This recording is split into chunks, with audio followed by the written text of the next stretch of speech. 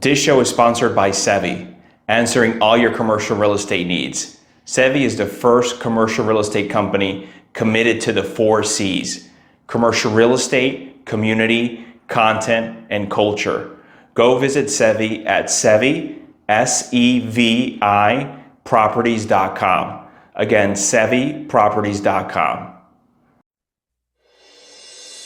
Hello, welcome to the DMV Business Show. I'm your host, Otto Sevilla, and today I have a very special guest for you. We have Laura Evans Manatos. Laura is the president and CEO of Laura Evans Media. Welcome to the show, Laura. Thank you, Otto. It's so nice to be with you. Of course, the pleasure is all mine.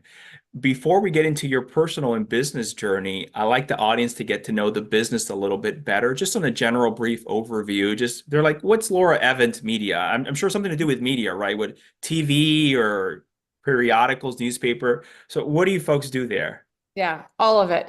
So we are focused on helping change makers and disruptors in the space of doing good in the world get their message out. Our tagline is "Your Message Heard," and we are a group of individuals from, former journalists, former booking producers, and assignment managers, and anchors and reporters who have spent many years in the newsroom. We know what it is to, receive phone calls and pitches for stories, and what that entails, and how to get the story on the air. So we help people who are really doing good in the world get their story out there.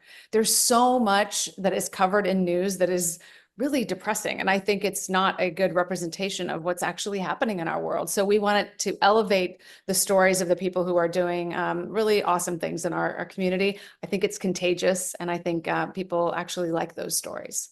I love that, especially about the positive spin to it, because it is true. I personally cannot remember last time I actually sat down and watched the news. Gosh, Yeah. maybe over a decade. I don't know. Even when I did have news and not just streaming services on my TV. But just because I don't know how many people, if you watch the 6 o'clock news and you come out living more positive or upbeat before you sat down and watched it. Exactly. And I anchored the news for more than 25 years. And I would, in the beginning, it was my dream job. This is what I wanted to do since I was in 7th grade.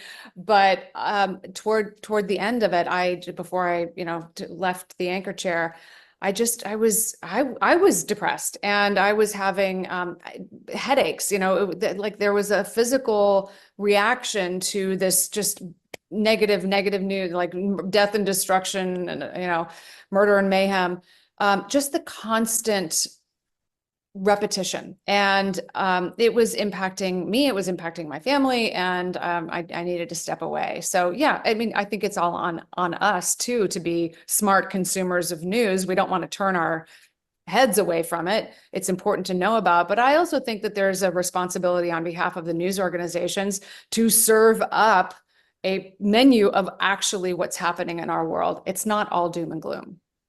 Why do you think traditional media does that? Is it because of, I guess, attention, and they need advertisers, and that's what's going to get people to tune in? Or Yeah, Odo, it's a business. It's just like your business. You have to make money. But I think journalists are trained to be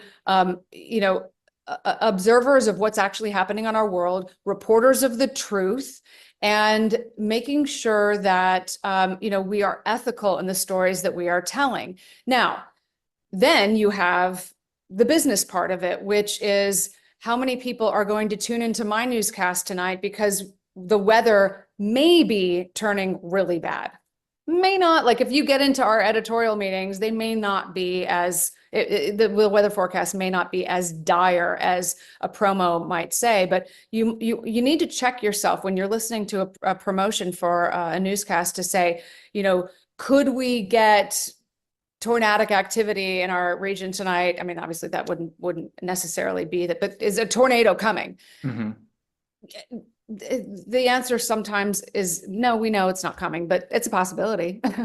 And then we know that, shock value, just the default of our humanness, we default to the negative and the shocking and, what triggers emotions. And I think that there are a lot of people who are preying on that. I don't know. I can't say that every news organization is preying on that, but they know what sells. They're watching the audience reaction to how many clicks they get on a certain story. And, and if you see something that's terrible that's happening in your neighborhood, yeah, you're going to share it with your neighbors down the street. Oh my God, did you see this? The animal stories sell too, and just highly emotional stories. So it's harder to tell a story about, and it takes more time to tell a story about a program that's really having an impact on a community. So, budgets are slashing, there are fewer people in the newsroom. They have to find a way to be, a good business and to sell their stories. And sometimes it's just what's easiest is down the road. And that's, a carjacking. We got to move you off of this story that's going to take you too much time to do all these interviews. There's a murder down the street. We need you to go there. It That just often happened. it just reminds me, Laura, I remember during COVID, John Krasinski, I think. Yes, he came Yes. out with good news. What is it? Something The good Good News news. Network, Yeah, something there you like go. that. Good News Network on YouTube, and he had all these actors, all these different people who he had worked with that he knew, and it did very well during COVID. I think he Yeah. eventually sold it to Comcast or Verizon for tens of millions of dollars. I can't remember the exact amount, but maybe there's a little niche there that might be untapped as far as just good news. Yeah, no, I think you're absolutely right. And I do think newsrooms are getting smarter about what our world needs in terms of, balance. And so what we try to do is we try to feed that need for balance. And as former local, local and national news professionals, we're not just, I don't have just TV professionals in my team. It's also writers from newspaper, people who have worked in talk shows. We try to put together all the elements of those stories and it's not necessarily just sparkles and unicorns, it's not just the good news, but it's like, how are we trying to solve these problems? Let's tell the whole story. Don't just go down and cover the murder down the street. Let's tell the whole story about, okay, so how is the community responding and what can we do about this? How can we inspire change? We all want a better world. How can we inspire change for that better world that we want? So we try to, at Laura Evans Media, put together all of those elements, vet the people who we talk to, who are impacted by a program, make sure that they're going to be good on TV or a good interview, that they're a good ambassador on behalf of that program, that nonprofit organization. And we put all of these elements together and then we give it basically to a reporter, print, TV, like I said, all mediums, and have it kind of at the ready so that they don't have to do all of that work to get all of the elements together. It's right there for them. And then we'll offer elements that maybe aren't part of the client that's paying us, but maybe something else to help round out the story. So we're not serving up promotional stories at all. Because we're journalists at the end of the day too. We want to see these good stories out there. So you sort of help package them, I guess, Mhm. and then give it to the media as far as here you go, this will be a good story. Yeah, Okay. exactly. And it's short of writing the story for them, but Hmm. we give them all of the necessary elements that they need, from the visual to the writing to the people, the interviews, and hope that it just makes it really easy for them. And we hear it time and time again from reporters and producers and editors that they love working with us because we know what they need, and they're like on this frenzied, path every single day, trying to cover all of head spinning, covering all of the news there is to cover.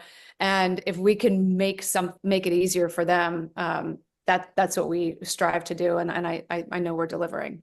That's great. Can't wait to get into how you even came about doing this. But are you originally from this area, the DMV?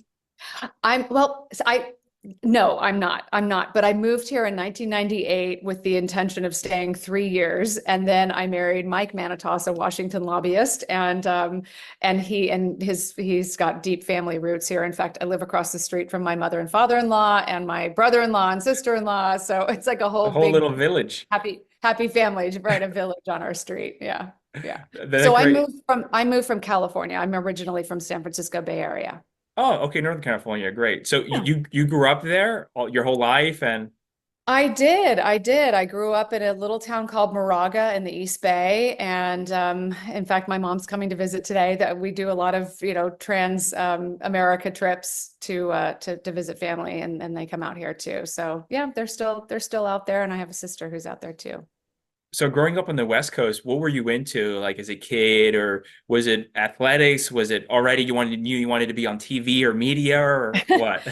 So I am one of those weird kids. I knew it in the seventh grade, literally, that I wanted to, yeah, be an Wow. anchor on TV. Well, actually, what I wanted to be a reporter. And Okay. so I would set up a camera on my kitchen counter and, video camera, and I would write out these stories, which are exactly like carjacking, like murder. Like my mom's like, where are you getting all this stuff?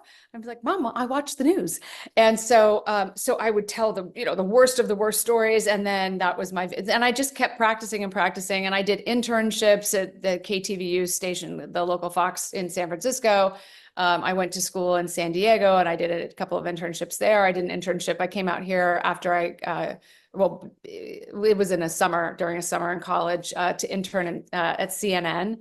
And I, just started in small markets and then moved my way up. But yeah, seventh grade, that was when I wanted to get into the business. But I was involved in a lot of other things too. Where do you think that interest came from? Did you have anyone in the family in sort of this type of business, or was it Yeah. the limelight, or being in I camera? never, I don't know. yeah, it was just, I think I had an innate curiosity, and I loved watching the news Okay. and learning every day about something different that was happening in our world. And, those became my idols. Elaine Corral, who was the local anchor on KTVU, was like my idol. And my mom she was in Rotary, and she bought at an auction a lunch with Elaine Corral. And so I was like, oh my. So I went and I got to have lunch with her, and they ended up bringing me on as an intern, which was just amazing. And so, yeah, through that experience being an intern, all of my experience, it was just developing that network. This business is so small, and I used those stepping stones to get to where I am today. Sure. So internship, was that your first, I guess, your foot in the door there? Was this in high school or college or? So the internship, yes, was in the beginning of high school, and then I remember Elaine Corral said to me, because she knew that this is what I wanted to do, and I didn't know what to major. Should I major in communication? She said, major in what you're going to be speaking and writing about. Don't Okay. major in communications. I mean, unless you go to like a Northwestern where they have a really, really, very developed journalism program. And so that was my first internship. I did a ton of internships. I ended up getting my first, well, it wasn't my first on-air job, but I was hired by NBC to be a production assistant for the Olympics in 1992 in Barcelona. So that was a, really fun job. And then I worked as a reporter for a radio station in Aspen, Colorado. I loved it. I love to travel. I studied in Madrid, so I was just all over the place. And wherever I would go, I would look up, what's a local station? How can I keep my, my hands wet in this? And then my first on-air job was in Eureka, California, which is teeny tiny little market 187. It's 5 hours north of San Francisco. And I worked there for 1 year as the evening anchor and a reporter. And then my next job, I got hired by the ABC affiliate. That was an NBC affiliate I worked at in Eureka. And it was like a shack. I mean, we had a great studio, but the top of the roof was a tin roof, and or was aluminum roof. And we had, in Eureka, it rains all the time. So during the newscast, it would rain and you could hear the Oh whole thing. gosh. It was crazy. But then my second job, I was hired by the ABC affiliate in Santa Barbara, and I was there for almost 4 years, and then got my big break and came to DC. Oh, so DC was the big break? Yeah. I mean, but like I said, initially I had planned to be here for 3 years, and my intention was to move on to New York or go back to San Francisco, Sure. maybe go to the network. And, but one of the really special things about being a journalist in DC, if you're at the local level, you're reporting on national news too. Hmm. So it's kind of the best of both worlds. I was being sent to the presidential inaugurations, to the, well, obviously to the inauguration, but I mean to the like conventions. I was traveling all over and covering big stories. So I really felt that I had the best of both worlds. And when you're working as a journalist, you are so focused on the job and you're really always on call. And I started to feel like I really needed balance in my life. And it was around that time that I met Mike, and we got married and had 3 kids, and I had the balance. But that also precluded me from going on to another market because we couldn't, I just couldn't travel at that point. So I got the balance and I got to keep my job. So what made you decide, I guess, to shift from, having this long career to actually maybe, hey, maybe I can go off on my own and do something? Hmm. Well, it was really, I mean, this was my dream job. I never intended to go do something else. And my bosses wanted to move me to, I was working 9 to 6. So I was anchoring the 5 o'clock news. This is at the time that I left. And the bosses wanted to move me to an evening shift because they were starting a 7, 8, 9 p.m. shows. We had our 10 p.m. flagship show, and then starting at 11:30 as well. We had a 10 and 11, so then starting at 11:30. So they wanted to move me to an evening shift where I would come in at 3, anchor the 5, and then go out and report on the worst of the worst. And at that time, I had been at the station for almost 18 years. And I had already had these pangs of, I'm tired of reporting on all this terrible stuff. Like there's more to it. So I would go into our editorial meetings with pitches about good stories, solution stories. How can we make a difference in our world with, Hmm. these, like, let's talk about a really cool program. Um, and then I would get switched to, that murder down the street. And it really dragged on my psyche. And I didn't like, I would have, my kids would come watch the show every once in a while in studio, or we'd have a group of Girl Scouts or Boy Scouts come through the studio. And I was like, just keep them out for the first block of the show because it's all terrible. Hmm. And I knew it was starting to take a toll on me. I literally had severe headaches every single day. And I knew it was time to go. So when they decided they wanted to shift me, Hmm. working nights means covering more of those stories that I did not want to cover. And I quit. I didn't have a parachute. I just said, I can't do this. And they said, okay. And I was like, wait, what? So meaning like, I didn't think that it would actually happen, but I knew I was saying it. And I kind of had to push myself out the door, even though I really didn't want to go. But it was my decision and it was on my terms, which, felt good too, that I took control of that terrible feeling that I was having. So, like I said, I left without a parachute, What year and was this, Laura? this was 2017. So it was Okay. right after the election. Okay. And yeah, it was right at the end of 2016. So I left in December of 2016. And I had this organization, they're called Lazarex Cancer Foundation. They help cancer patients find clinical trials, and then they pay for all the out-of-pocket expenses for them to travel to the clinical trials. And they're just an amazing organization. And so the founder called me and she said, hey, she knew me through, somebody who was on their board. Um, could you help us tell our story? We've been around for 10 years and nobody knows who we are. I was like, yes, I'd love to.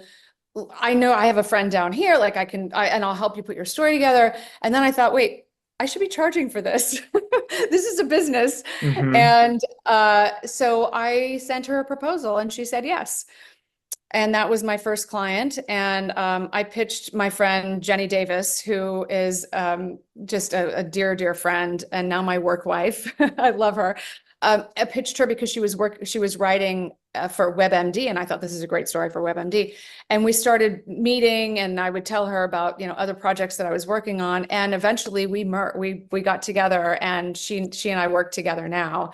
And we have slowly built the team up. We now have 15 plus 2 interns on our team. And it's really fantastic. So, but Jenny and I had a moment at Fox 5 when we were in the parking lot. I was leaving, she was coming, and we just cried to each other.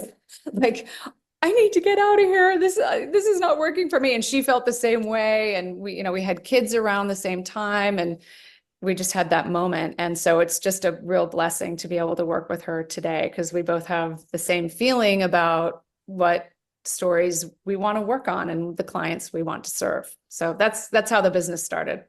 This nonprofit that came to you, was it right there 2017 when you left? Yeah. Yeah.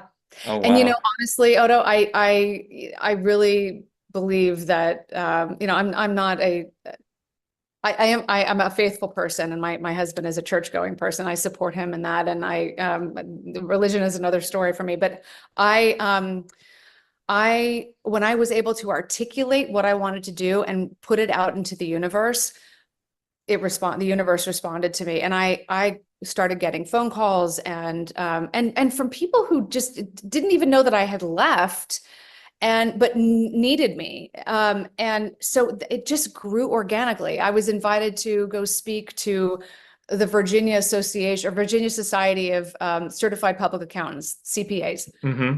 What? Me? Why? Yeah. I got 2 of my biggest clients through that, and have been just connected to these amazing groups as a result. So I articulating it, putting it out there, and then it universe responded. It was meant to be. It was meant to be, for sure, for sure. What Yeah. would you say, Laura, your most, you've had such a successful career with being on air, and even now, 2000, starting in 2017 with your business. What would you say you're most proud of this far in your entire career? Thank you for asking that. I'm really proud of the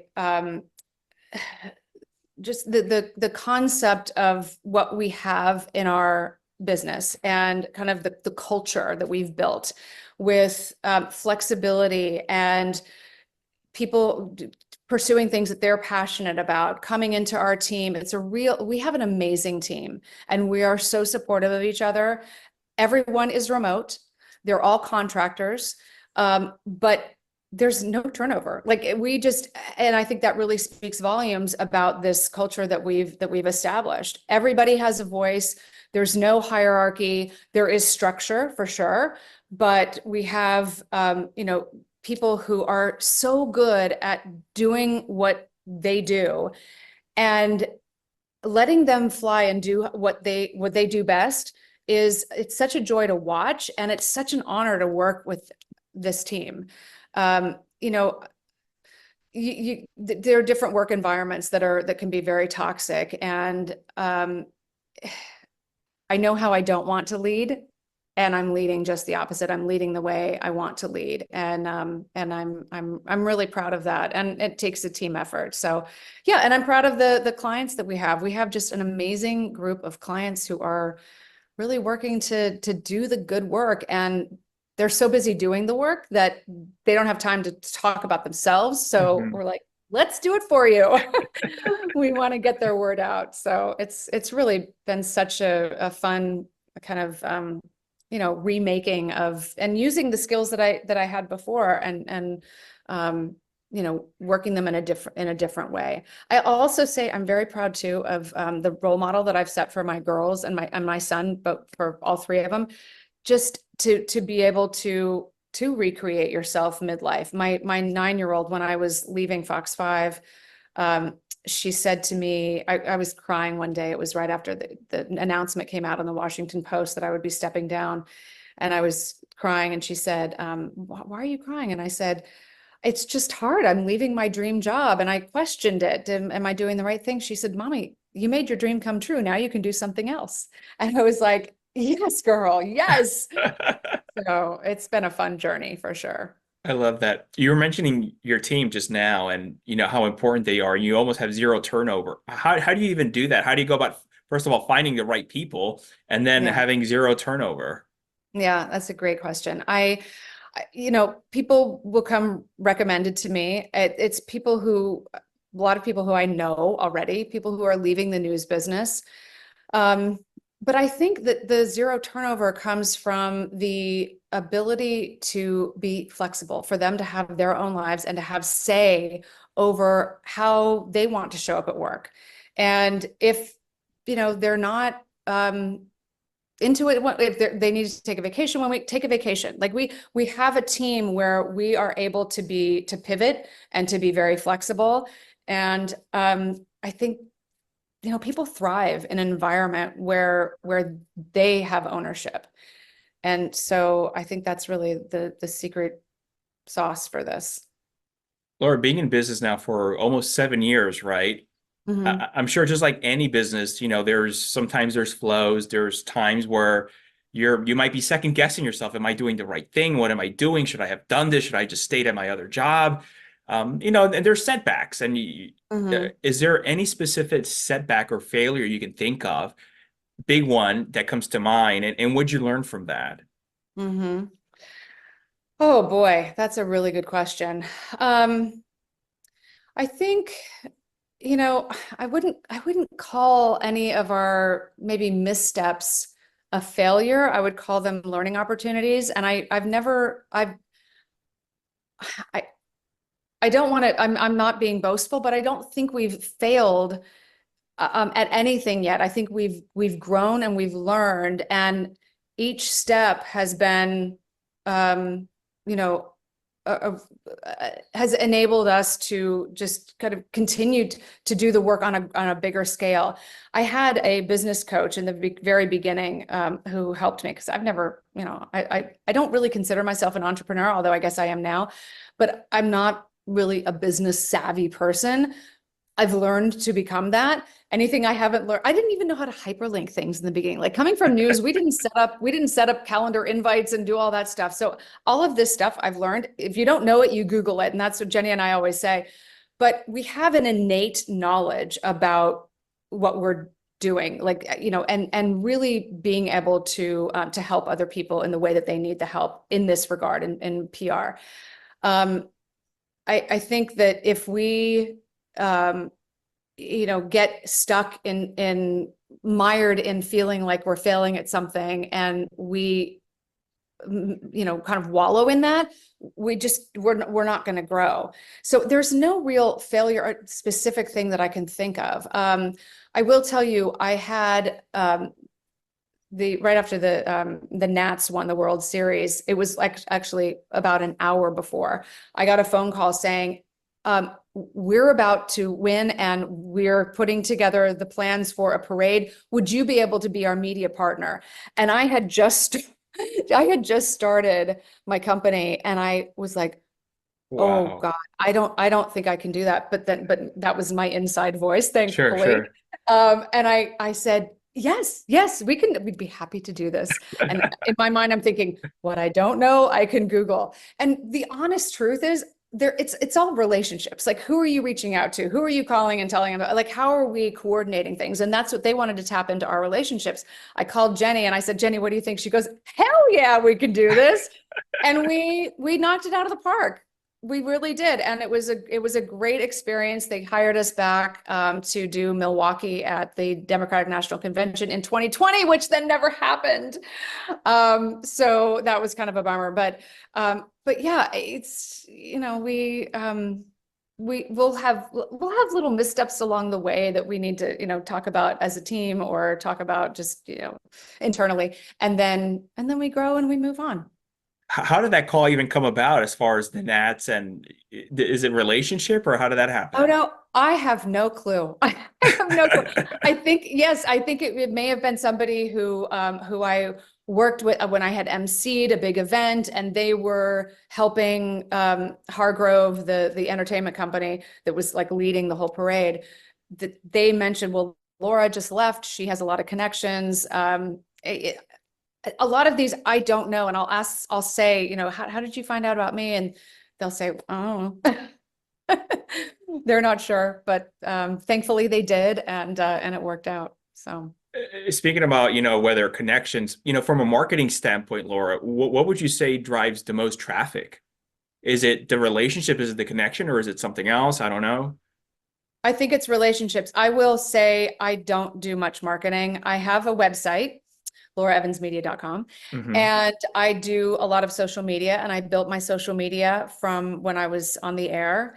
I think in the beginning, it was name recognition. I really built a brand for myself in this market. It's like, I feel like it's authentic because these were I built a brand for covering stories that I think were the solution stories that I like to tell now.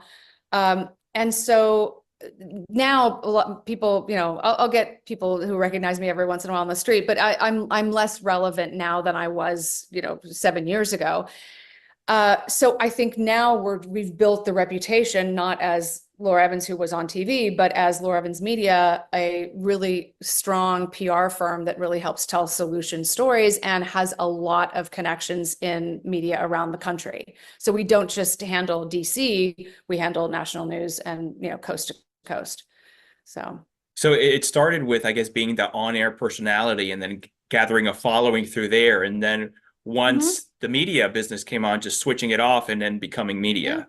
Yeah. And, I had done so many interviews and had, different people on our show and had emceed so many. I was really, really focused on giving back to the community. I still am. I do a lot of emceeing still, and I love to do it. Uh, but because I had developed so many relationships through that work over, 20 years in DC, people knew me and Hmm. and I put it on social media that I was leaving, and that, and when I launched the business, that I had launched the business. And, I think we've, having the website out there has been really helpful too. But I think that's really raised our profile, that kind of marketing. I still I will say though that I do a newsletter that is, I think, that's a good form of marketing. And then we do something called the LEM AM, which is the LEM Assignment Manager, and we send out a compilation of stories each week to press.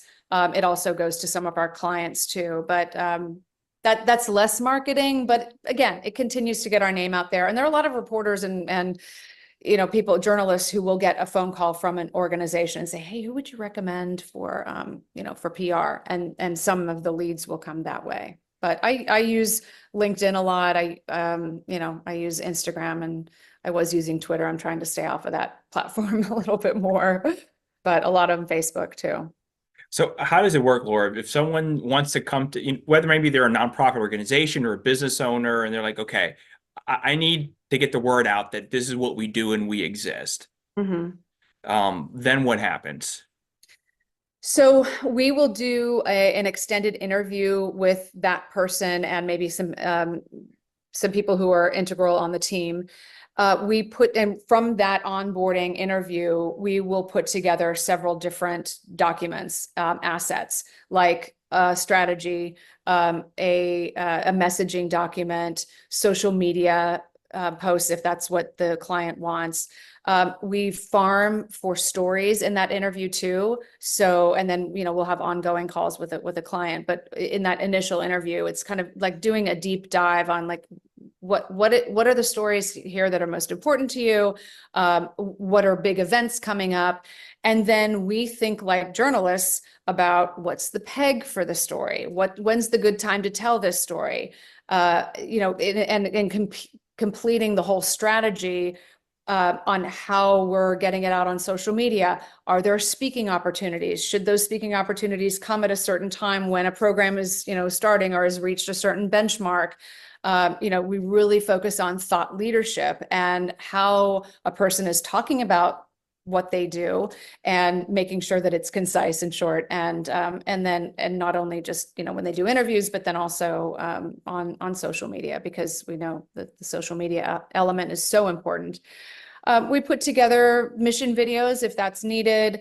But it's really building that strategy, creating that messaging document, and then doing the story development that is critical and helps set them on a successful path to getting their story told.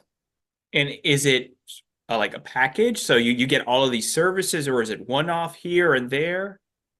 What we usually do, we work on a retainer and we'll set up a couple of different options, offer a couple of different options. If it's the full Monty, that includes social media, then that's a certain retainer. And it really depends on, I think through the number of hours that my team will be working on this. Do they want national or local media? Do they need international coverage? So, or sometimes we'll do project based. Right now, we're working with the Indonesian embassy on their festival, which is coming up at the end of summer. And so we are, this is just a 2-month project. I have other projects that will come and go throughout. We worked with for a while with the national, with the Trust for the National Mall. So cherry blossom time, we were the ones who came up with the Bloom Cam initiative. And so you could watch from home during COVID, because that was when we started with them. So they would just come during cherry blossoms, and then, we would start up with them again. So yeah, so some of it's project based, some of it is mostly retainer. And yeah. Okay. It's a good mix of a lot of different stories. Being in business now for 7 years, and if someone's listening to them and they want to take that jump and leap from whatever corporate job they may have and had this dream or thought they wanted to open this business one day, what advice would you give them? Do it. If there's a gnawing inside that there's more, and that you need to pursue something else in your life, do it. I think successful people take risks in life. And I was really nervous about leaving because we are a 2-income family. And my husband, we were like, okay, we're just going to cut back. He said to me, have coffee with everyone you know. I was like, oh, I don't want to do that. Like right now, I just want to, I just need to find a job. And nope, just be quiet. And he was right. I'm a meditator. So I would meditate just to be still and really kind of dig in on what's happening in my body, what's happening in my brain, what am I thinking? Because sometimes we're so busy and frenetic and complaining about, what's wrong or trying to find the next, that we're not really sitting with, okay, what do we actually need? What do we actually want? So he really encouraged me to do that. And it's taking a plunge. It's scary. And I have seen so many of my friends who've left news taking a plunge recently. And it is extremely scary. They have all landed just fine. To start your own thing, yeah, that's a big deal. Thankfully for me, I didn't need any investors or overhead. There was really little overhead to starting a website. Hmm. Put the shingle out and, bring on my team and hi, I'm here. Want to hire me? And it worked. Now, if you have the funds you need to raise to start your business, that's a different story. I had people who said to me, don't quit your job before you have something new. That wasn't going to work. I was too, kind of embedded in what I was doing to see what it was that I could do. And so, yeah, I mean, life's too short. Yeah, that's a beautiful thing also about being in the service business. And you can start off almost as a solopreneur, just like you mentioned, and Mhm. just try it on your own and see where it goes and then grow from there. Yeah. And if it doesn't work, you pivot Yeah. or you find another job. Like, you can go back. So with that suggestion, Laura, that your husband gave you, just sit down, do coffee with everyone that you know. You're like, oh no, did you actually do it, or what I happened after? did. Okay, I did. And I would come home, my hair smelled like coffee grounds every day. I was exhausted. I was no longer drinking coffee, but I met with people who, couldn't give me a job. It was just about um, having a conversation. Here's sure. what I'm thinking. They were asking me questions. I mean, you're such a good interviewer, Odo, that I would Oh, love to, please. if I, no, you really are, because you get people to think. I've heard your other episodes, and it's always enlightening. And it's nice to talk to somebody else who asks you relevant questions that you haven't thought of, that get you to think. And so that was really the purpose of me meeting with all kinds of different people, from friends to just acquaintances, people I had interviewed in news, people who, I had worked with to MC. Actually, this one man, Ed Ofterdinger, he was the chair of the leukemia ball that I had MC'd many years prior. And I called him, my husband was like, what's your list today? Okay. So I call Ed and I said, hey, you may remember me from blah, blah, blah. And he was like, yes. He goes, let's have coffee. At the same time, he was leaving his long-term career as an executive with a company. And he was looking to go into coaching.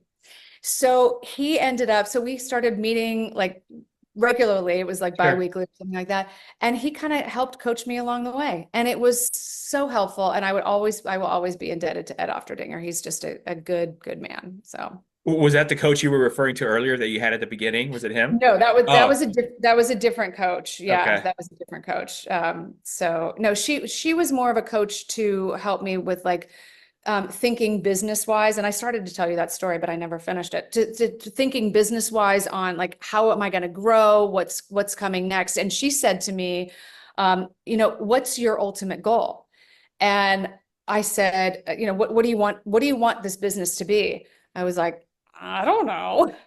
And she said, well, if I'm having you as the captain of my ship and you don't know where you're going, I don't know that I want you as the captain. I was like, hmm. But the more I've thought about it, I don't know that I necessarily agree with her, because in my mind, I want to, see the horizon. I want to scope out the sea from, my periphery, and be able to pivot. If I'd never dreamt that I would be where I am today with a team of 15.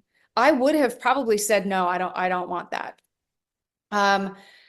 But I would be closing myself off. And, it was just like getting into news. It was a dream. I had people tell me, your voice is terrible, your hair is too long, you're not wearing the right clothes, this tape doesn't work. So many people tell me no along the way.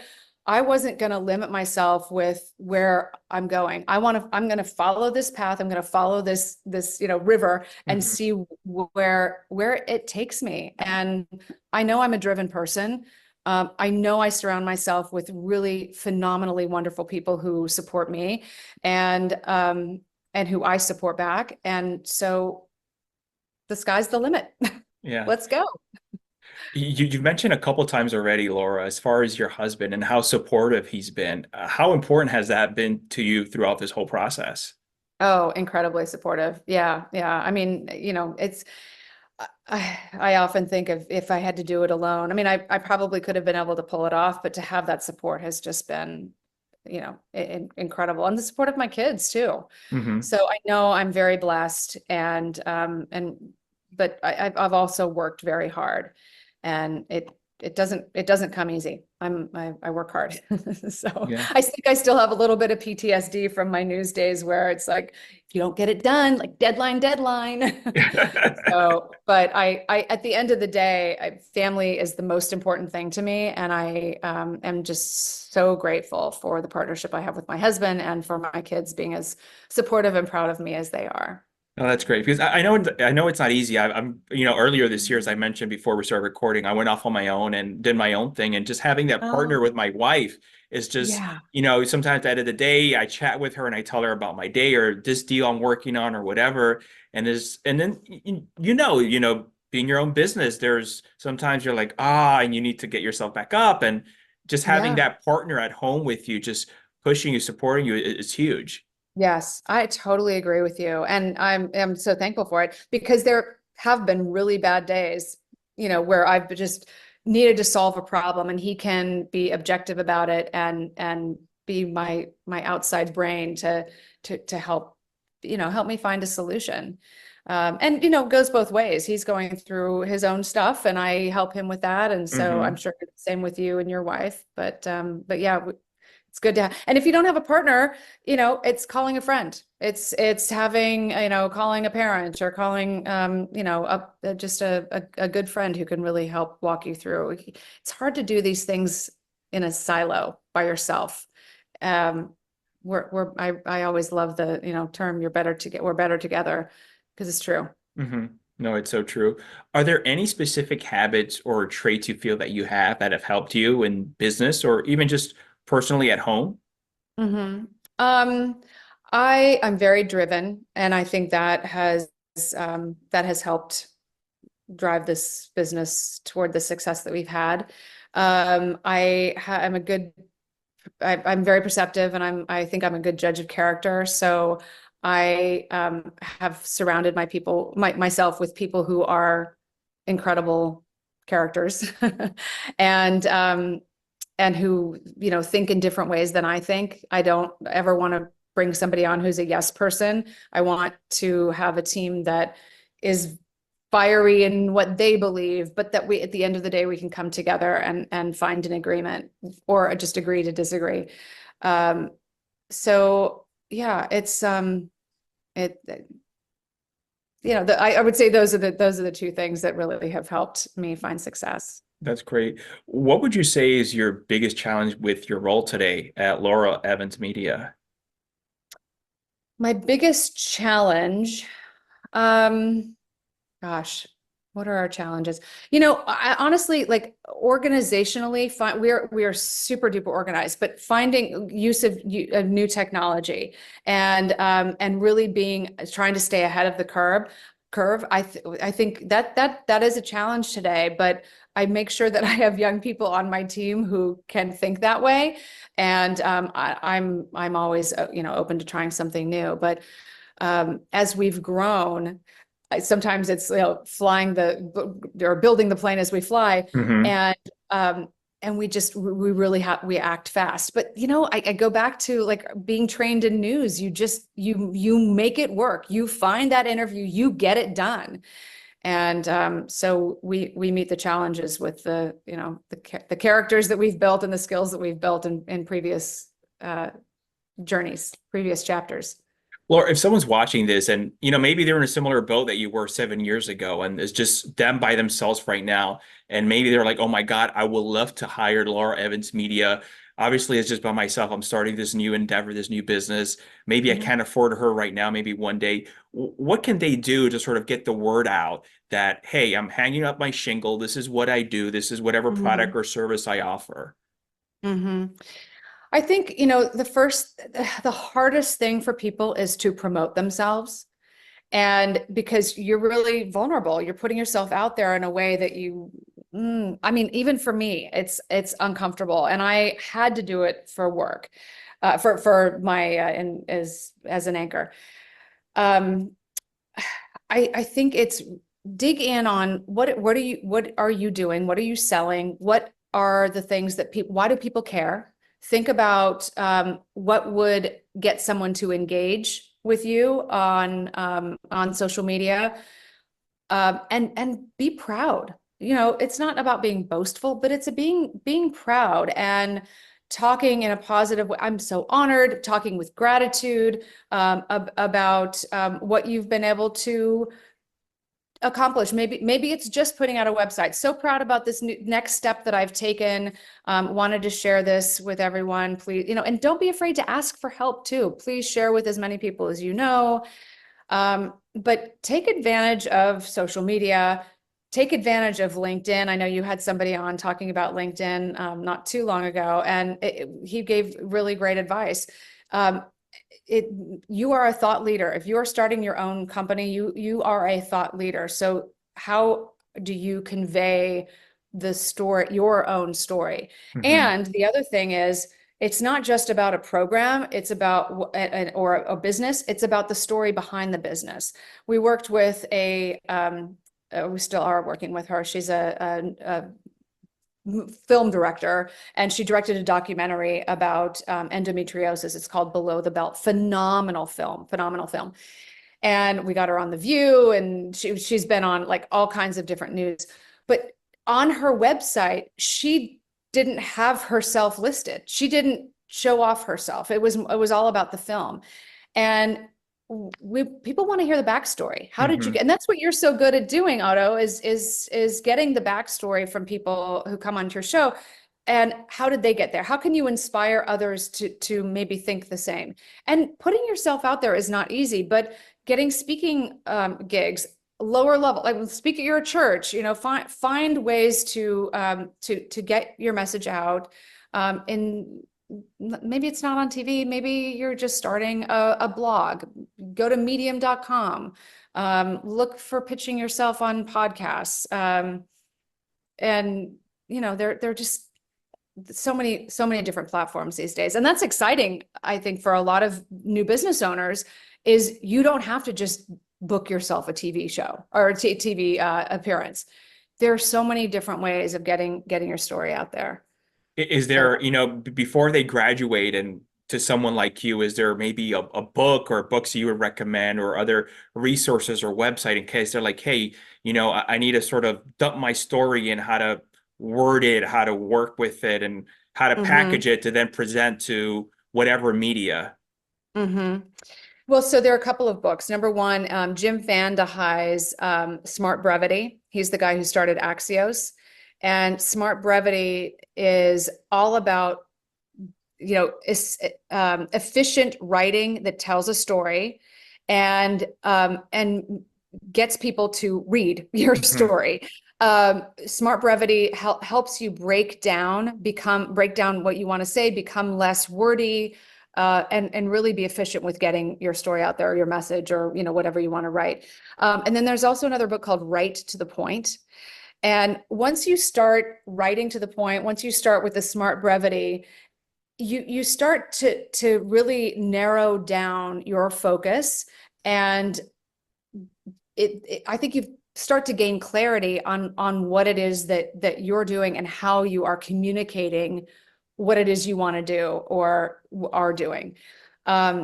Jim Van de Heij works with a lot of CEOs on Smart Brevity, and they give a lot of talks about this. The book is really, really good, and he's helped a lot of people through it. But that's how they write Axios. If you're an Axios reader, it's how they write it. Like, give it to me straight, but give it to me in like 30-second chunk, because that's Mhm. all I have the bandwidth for.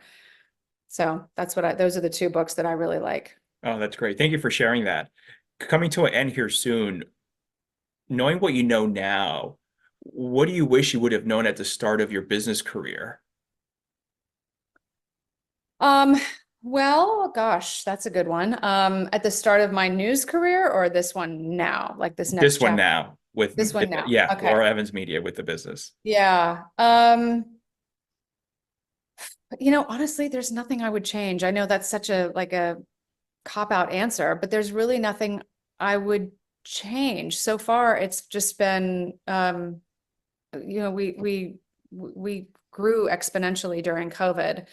Um, I think there, I mentioned the organizational things. Like, I started out with a certain email. I don't want to call out Outlook, but we started out with Outlook, and then we navigated to Gmail because it was just easier. And like, the having the Google Drive and all, like, so all the organizational stuff, I kind of wish we had that up front and that I had started that way. And I was a little bit messy about putting in, inputting certain information into spreadsheets about our, with creating our media list, which we have gone back through and made it a lot, cleaner and in a format that we need. Those were all business things that I like, just kind of like little idiosyncrasies that I hadn't been educated in. But had we been able to start that early on, obviously it would have been more efficient. And but we've got it together now, and that would have been a lot. That would have saved us a lot of headaches. But again, it's all a learning opportunity. Mhm. So there will be more, I'm sure. I'm sure it never ends. Yeah, no, it never ends. It never ends. So What does the future look like? What is the next couple of years? What are you most excited about? yeah. Well, next weekend, my oldest daughter is going off to college. So Oh, nice. I'm Congrats. already crying about that. But yeah, no, so I'm really excited for her. And, I have two more at home, and I will continue to work on keeping balance and running a company that continues to foster a culture of flexibility and inclusivity and diversity. And yeah, I mean, I just hope that we can continue to work with really awesome people who are doing awesome things. I'd love to do more speaking, and I'd love to continue the emceeing, but that's fun for me. And I think I'm, pretty good at being passionate, on behalf of someone's cause. But those are, that's a separate piece of the business. And, but it's a different thing I don't do every day. So I would love to do a little bit more speaking. Speaking of diversity, most of your team is women, right?